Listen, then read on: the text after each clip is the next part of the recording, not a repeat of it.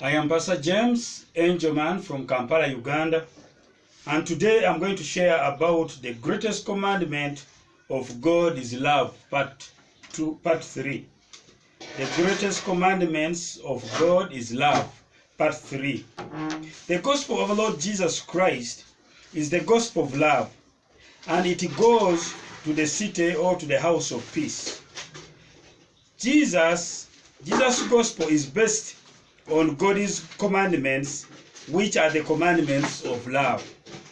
The Pharisees wanted to know the greatest commandments of God, but Jesus' answer shows that what God has commanded us to keep is out of his love for us. Therefore, those who keep God's commandments loves God and their neighbors. Whoever loves God and man fulfills God's commandments, and whoever fulfills God's commandments loves God and man. Love for man and God is manifested in the commandments of God, as according to Matthew chapter 22 from verses 34 to 40. And right now, I'm going to share part 3 of the greatest commandments of God, which is love. The kingdom of God is not for the selfish and greedy people of this world. According to 1 Timothy chapter 6 and verses 17 to 19 says, "Charge them that are rich in this world, that they be not highly minded, nor trust in uncertain riches, but in the living God, who gives us richly all things to enjoy. That they do good, that they be rich in good works, ready to distribute, willing to communicate, laying up in store for themselves a good foundation against the time to come, that they may lay hold on eternal life." A rich man of good works before God is a man who is willing and ready to distribute his riches to the needy. Whenever you distribute your riches to the poor, you store up your riches in the kingdom of God. A rich man of good works before God is a man who is willing and is ready to distribute his riches to the needy. Whenever you distribute your riches to the poor, you store up your riches into the kingdom of God. And whoever is a giver and cares for those who are suffering will see God. God will reveal himself to a giver, although he does not know him. Cornelius was not a born-again Christian, but because of his giving, God has to send him Apostle Peter and make him know more of God, who always appreciates giving and blesses them. All givers who knows God and shares the gospel while taking care of the poor will bring many to the kingdom of God. Many people will always want to be a friend of a rich person who gives, and whenever he speaks, all people will respect his words. According to Acts of the Apostles chapter 10 and verses 1 to 6 says, "There was a certain man in Caesarea called Cornelius, a centurion of the band called the Italian band, a devoted man, and on that feared God with all his house, which gave much alms to the people, and prayed to God always. He saw in a vision, evidently about the 9th hour of the day, an angel of God coming in to him, and saying unto him, Cornelius. And when he looked on him, he was afraid and said, What is it, Lord? And he said unto him, Your prayers and your alms are come up for a memorial before God. And now send men to Joppa, and call for one Simon, whose surname is Peter. He lodges with one Simon a tanner, whose house is by the seaside. He shall tell you what you ought to do. When you are a giver, and pray without knowing God, He will come down to direct you in a better way to go, so that you may inherit His kingdom. Satan fears those who give to the needy and will not draw near them. Whenever you give and pray, the presence of God will always come down to direct you. In your giving support, please never forget the orphans and the widows who are poor. Every right giver should always think of helping the poor widows and orphans, because they are ever in God's heart, and God is interested in their welfare. Psalm 68 and verses 4 and 5 says, "Singing unto God, sing praise to His name, extol Him that rides upon the heavens by His name Jah, and rejoice before Him, and a father to the fatherless, a judge of the widow, is God in His holy habitation." Every parent will never have peace in his mind when he sees his children are suffering. So, in the same way, God will not be happy when He sees the orphans are suffering. Yet there is a rich man who sees them but does not mind to help them, because God has said that He is the father of the orphans. Whoever does not want to give to orphans should know that he doesn't want to give to the children of God, because orphans are His children. And on the other hand, God is a judge to the widows. And if you want God to judge in your favor, then learn to support the widows. In Deuteronomy chapter 15, verses 7 to 11 says, "If there be among you a poor man of one of the brethren within any of your gates in your land, which the Lord your God gives you, you should not harden your hearts, nor shut your hand from your poor brother.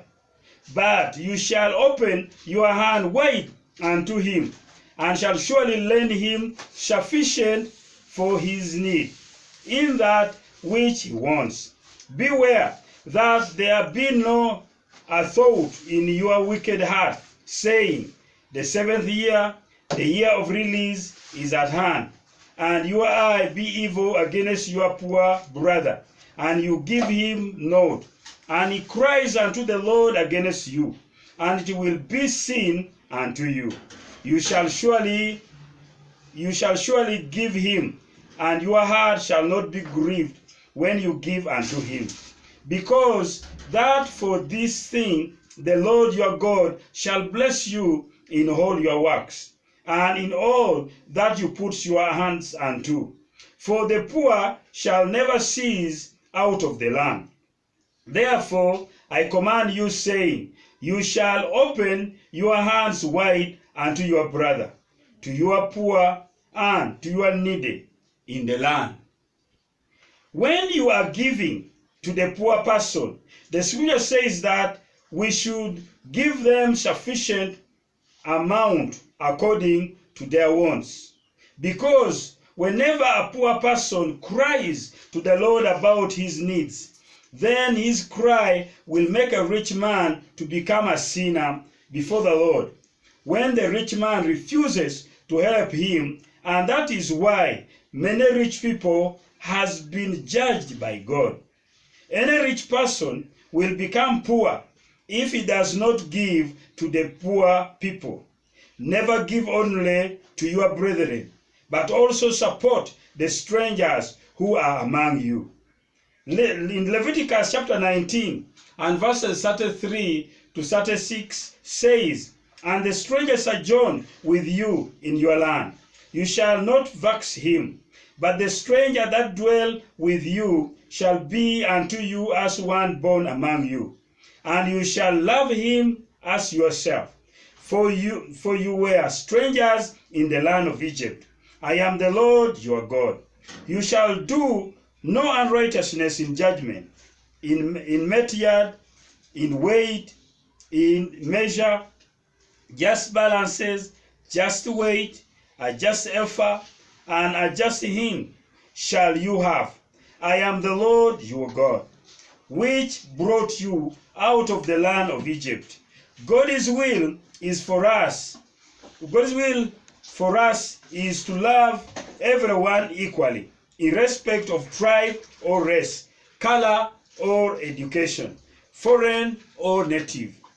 Never segregate your employees, but treat them equally, because all of them are your employees. And when they are doing the same kind of job, please treat them in the same way. Have the same measure, even in the courts of law.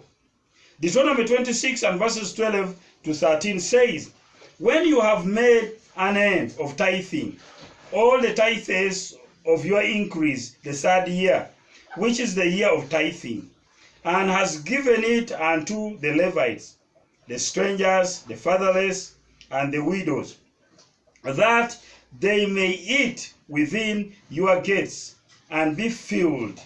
Then you shall say before the Lord your God, I have brought away the holy things out of my house, and also have given them into the Levites, and unto the strangers, to the house, to mine house, and also have given them unto the Levites, and unto the strangers, to the fatherless, and to the widows, according to all your commandments which you have commanded me. I have not transgressed your commandment, neither have I forgotten them. The tithe is not only for the priest, but it is also for the Levites, and it should also be given to the strangers, the widows, and to the orphans. So the church which gives tithes should take care of strangers, widows, and orphans. And the tithes should be taken to the house of the Lord, so that the house of the Lord should have food for the priest, the Levites, and the widows, strangers, and orphans. The church should be a caring center for all people who are needy. And whenever you do not give your tithes to God, you become a robber.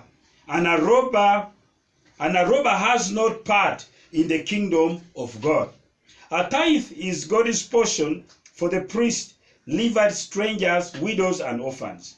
Malachi chapter 3, or Malachi chapter 3 verses 8 to 12 says, will a man rob God?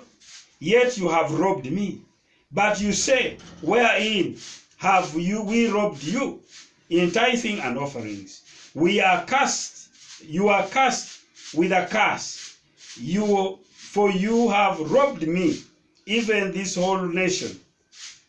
Bring all the tithes into the storehouses, that they may be meat in my house. And prove me now herewith, says the Lord of hosts, if I will not open you the windows of heaven, and pour you out a blessing, that there shall not be room enough to receive it. And I will rebuke the devourer for your sake, and he shall not destroy the fruits of your ground, neither shall your vine cast out fruits before the time in the field, says the Lord of hosts. And all nations shall call you blessed, for you shall be a delightsome land, says the Lord of hosts. What opens the closed heaven is your giving to the house of God.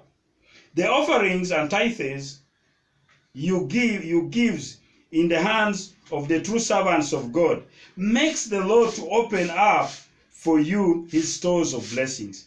And he blesses you and the works of your hand. Your support to the work of God makes Satan powerless to hinder your blessings from the Lord.